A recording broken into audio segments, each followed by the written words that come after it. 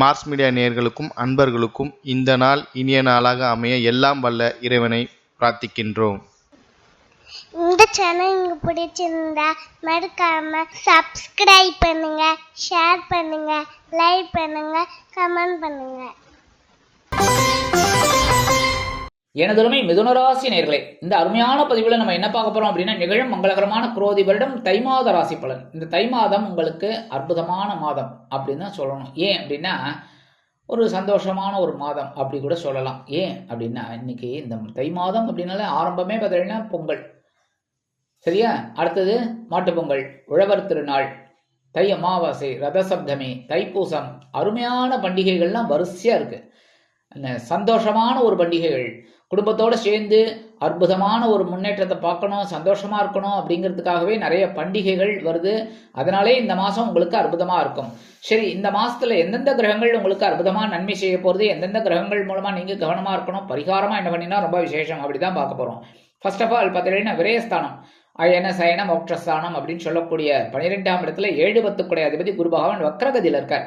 என்ன உத்தியோகத்தில் கொஞ்சம் கவனமாக இருக்கணும், தொழில் வியாபாரத்தில் கவனமாக இருக்கணும், ஏன்னா வேலைபளு அதிகமாக இருக்கும். அதேமாரி வாழ்க்கை தன்னோட உடல் ஆரோக்கியத்தில் கொஞ்சம் சிறப்பாக எடுத்துக்கிறது நல்லது. கூட்டாளிகள்கிட்ட அனாவசியமான வம்பு வழக்கு இதெல்லாம் வச்சுக்க வேண்டாம், அனாவசியமான பேச்சு வேண்டாம், சரியா? அடுத்தபடியாக நீங்கள் எடுக்கிற காரியங்களில் எல்லா விஷயத்துலையும் கவனமாக இருக்கணும். இருந்தாலும் 11/2/2025 முதல் இந்த குரு பகவான் வக்ர நிவர்த்தி அடைகிறார். வக்ர நிவர்த்தி ஆனவுடனே உங்களுக்கு செலவுகள் அதிகரித்த வண்ணமாக இருக்கும். சுப செலவுகள் இந்த மாதிரிலாம் வரத்துக்கு வாய்ப்புகள் இருக்கு நிறைய.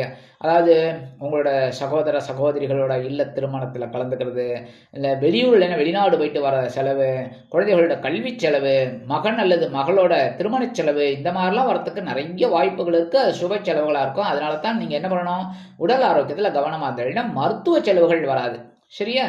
அடுத்தபடியா ஒவ்வொரு விஷயத்திலையும் நீங்க தெளிவா சிந்திச்சீங்க அப்படின்னா ரொம்ப வெற்றி.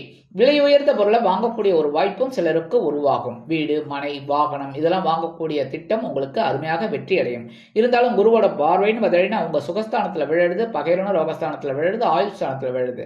ஓரளவுக்கு உங்களுக்கு தெளிவான சூழ்நிலை இருக்கும். உத்தியோகத்துல மறைமுக எதிர்ப்புகள் விலகும். சில பேருக்கு சொத்து சேர்க்கை உண்டாகும். உறவுகள் ஆதரவாக இருப்பார்கள்.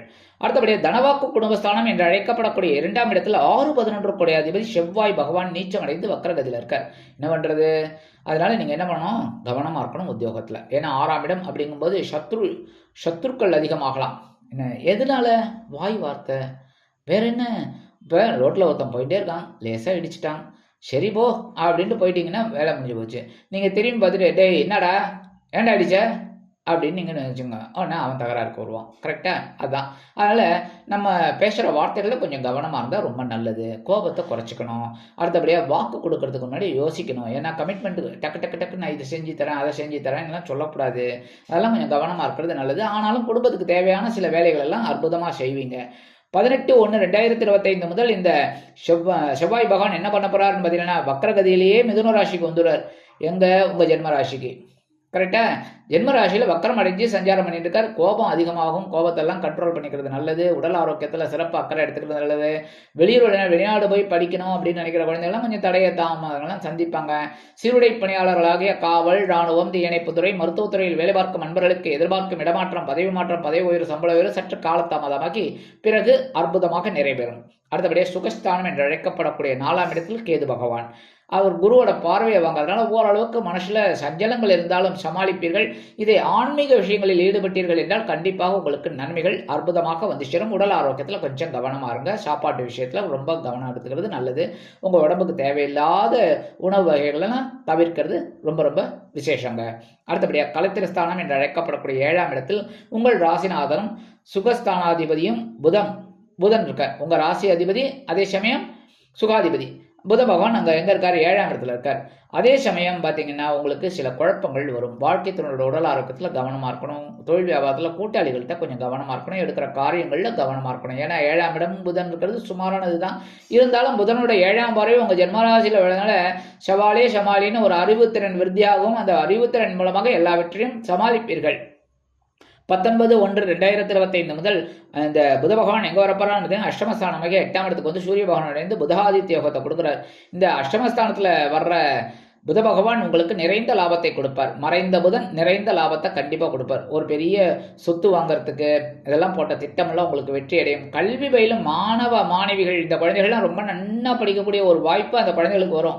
அதேமாதிரி விளையாட்டுத்துறையில் இருக்கிற குழந்தைகள்லாம் சாதனை படைப்பாங்க. ரொம்ப அற்புதமாக அவங்களுக்கு ஒரு இதாக இருக்கும், டென்ஷனாக இருக்கும், என்னடா இது நம்மளால் முடியுமான்னு. ஆனால் அற்புதமாக சாதித்து ஒரு பெரிய சாதனை பண்ணக்கூடிய ஒரு வாய்ப்பு அந்த குழந்தைகளுக்கெல்லாம் கண்டிப்பாக கிடைக்கும். அதேமாதிரி எழுத்து மற்றும் உச்சத்துறையில் இருக்கும் அந்த அவங்களுக்கெல்லாம் ரொம்ப முன்னேற்றமான ஒரு சூழ்நிலை கண்டிப்பாக அமையும். 5/2/2025 முதல் இந்த புத பகவான் எங்க வரப்போறாருன்னு பார்த்தீங்கன்னா பாக்கியஸ்தானமாகிய 9ஆம் இடத்துக்கு வந்துடுறார். தந்தையார் ஆதரவா இருப்பார், தந்தை வழி உறவினர்கள் ஆதரவா இருப்பாங்க.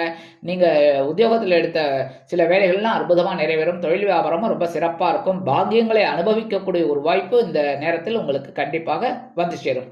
அடுத்தபடியாக அஷ்டமஸ்தானம் என்று அழைக்கப்படக்கூடிய 8ஆம் இடத்தில் மறைவு ஸ்தானத்தில் சகாயாதிபதி சூரிய பகவான். சூரிய பகவானுக்கு மறைவு கிடையாது, ஆனால் மறைவு ஸ்தானத்தில் அந்த சூரிய பகவான் இருக்கார். அதனால என்னென்ன நம்ம கவனமாக இருக்கணும் ஒவ்வொரு விஷயத்துலையும். அது சகாயாதிபதிங்கிறனா முயற்சிகளை அப்படியே தூண்டிகிட்டே இருக்கணும். முயற்சி திருவினையாக்கும் அப்படி எடுத்துக்கணும். சில முயற்சிகள் கொஞ்சம் இழுபறி ஆகலாம், அதை பற்றியெல்லாம் கவலைப்படாமல் நல்ல முயற்சியை எடுங்க, கண்டிப்பாக வெற்றி உங்களுக்கு கண்டிப்பாக கிடைக்கும். அதேமாரி உடன்பிறப்புகளின் மூலம் சில குழப்பங்கள் இருக்கலாம், அதெல்லாம் கொஞ்சம் அனுசரித்து போகிறது நல்லது. உடல் ஆரோக்கியத்தில் சிறப்பாக்கரை எடுத்துக்கணும். ஏன்னா 8ஆம் இடம் அப்படிங்கும்போது அவர் ஸ்ட்ரைட்டாக 7ஆம் வரை உங்களோட தனவாக்கு குடும்பஸ்தானத்தை பார்ப்பார். அதனால தனவரவு கொஞ்சம் டைட்டாக இருக்கும், அதனாலே கொஞ்சம் கோபம் வரும். யாருக்குமே பார்த்தீங்கன்னா பர்ஸு நல்லா ஃபுல்லாக இருந்ததுன்னா எல்லாருக்கும் சந்தோஷமாக இருக்கும். முகமே பார்த்தீங்கன்னா சந்தோஷமாக அப்படி சிரிச்சுட்டு இருப்பாங்க. அதே சமயம் பர்ஸு காலி ஆகிடுதுன்னு வச்சுக்கோங்க, அவ்வளோதான், டென்ஷன் அதிகமாகிடும். அந்த பர்ஸு மறுபடியும் ரொம்ப வரைக்கும் டென்ஷன் தான். அதனால் அந்த பணம் இருக்கிறவர்களும் அப்படிங்கிறதுனால தனவாக்கு குடும்பஸ்தானத்தை பார்க்கறதுனால கொஞ்சம் குடும்பத்தை அனுசரித்து போகணும். தனவரவு கொஞ்சம் காலதாமதமாகும், அதை பற்றியெல்லாம் கவலைப்படாமல் இருக்கிறத வச்சு சிறப்பாக இருக்கணும். அடுத்தபடியாக பாக்கியஸ்தானத்தில் 8, 9 கூடிய அதிபதி சனீஸ்வர பகவான். பரவாயில்ல, 9ஆம் இடத்துல இருக்கிறது ரொம்ப விசேஷம்தான். ஓரளவுக்கு சமாளிச்சுட்டு இருக்கீங்க. சில பேருக்கு தந்தையார் ஆதரவாக இருக்கார், தந்தை வழி உறவினர்கள் ஆதரவாக இருக்காங்க. ஓரளவுக்கு நீங்கள் எடுக்கிற காரியங்கள் அற்புதமாக இருக்கும். சில பேருக்கு வீடு மனை வாகனம் வாங்க போட்ட திட்டமெல்லாம் வெற்றி அடையும் அற்புதமாக. அதே சமயம் அந்த பாக்கியஸ்தானத்தில் 5, 12 கூடிய அதிபதி சுக்கிர பகவான்.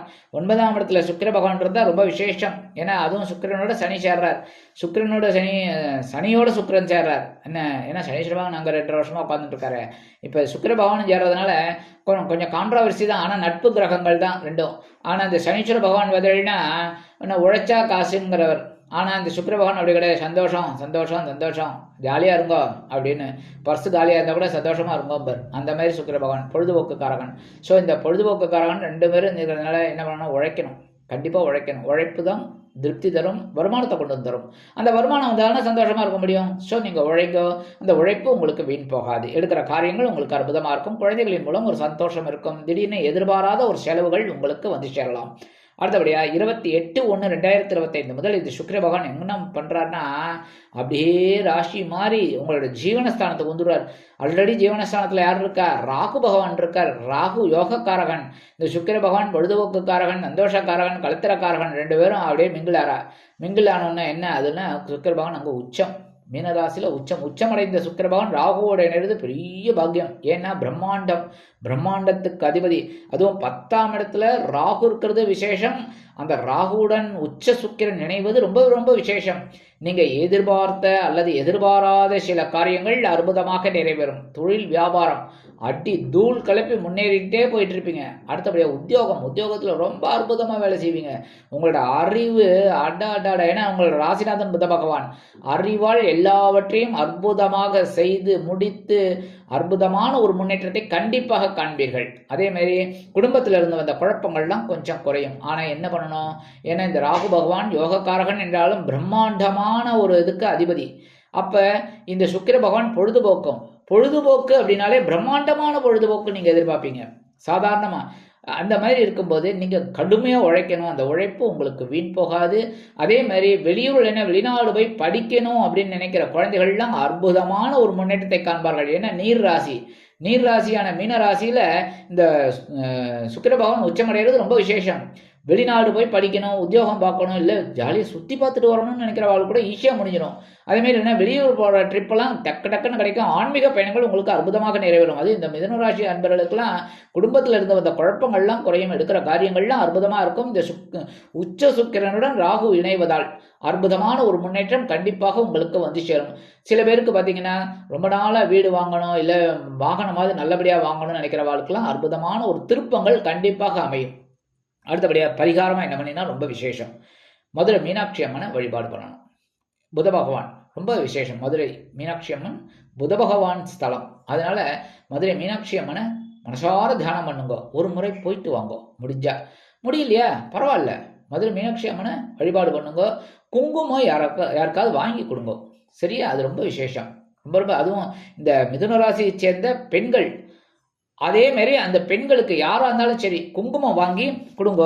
அற்புதமான ஒரு முன்னேற்றம் உங்களை தேடி வரும். உங்க மனசுல இருக்கிற கிளேசங்கள் கண்டிப்பாக குறையும். அடுத்தபடியா முருகப்பெருமான் வழிபாடு. ஏன்னா செவ்வாய் பகவான் வீக்கா இருக்கார். ஸோ அந்த செவ்வாய் பகவானை அப்படியே பூஸ்ட் கொடுத்து ஹார்லிக்ஸ் கொடுத்து உசுப்பேத்தி விடணும் அப்படின்னா என்ன பண்ணணும்? முருகப்பெருமான் வழிபாடு பண்ணணும். செவ்வாய்க்கிழமை செவ்வரளி மாலை அல்லது நெய் தீபம் ஏற்றி வழிபாடு பண்ணுங்க. கண்டிப்பா ஒரு முன்னேற்றம் உங்களை தேடி வரும். அடுத்தபடியா கந்தசஷ்டி கவச்சம் கண்டிப்பா பாராயணம் பண்ணுங்க. தினந்தோறும் பண்றது ரொம்ப விசேஷம். சரியா? அதுவே உங்களுக்கு பெரிய பாக்கியத்தை கொடுக்கும். மனசுல இருக்கிற குழப்பத்தை நீக்கும். சுபகாரி நிகழ்ச்சிகள் இருந்து வந்த தடை தாமதங்களை போக்கும். உத்தியோகத்துல ஒரு முன்னேற்றம், தொழில் வியாபாரத்துல ஒரு முன்னேற்றம், இதெல்லாம் உங்களுக்கு கண்டிப்பா கிடைக்கும். அதே மாதிரி வெளிநாடு போகக்கூடிய ஒரு வாய்ப்பு, ஆன்மீக பயணங்கள் எல்லாமே உங்களுக்கு அற்புதமாக நிறைவேறும் இந்த சிறு பரிகாரத்தின் மூலம். ஆக இந்த சிறிய பரிகாரத்தின் மூலம் குரோதி வருடம் தை மாதம் உங்களுக்கு அற்புதமான ஏற்றம் தரும், மாற்றம் தரும், திருப்பங்களை அள்ளித்தரும் மாதமாக அமையும் என்று கூறி விடைபெறுகிறேன். நன்றி, வணக்கம். மீண்டும் ஒரு அருமையான பதிவில் நான் உங்களை மனமகிழ்ச்சியோடு சந்திக்கிறேன். வாழ்த்துக்கள். வாழ்க வளமுடன். இந்த சேனல் உங்களுக்கு பிடிச்சிருந்தா மறக்காம சப்ஸ்கிரைப் பண்ணுங்க, லைக் பண்ணுங்க, ஷேர் பண்ணுங்க.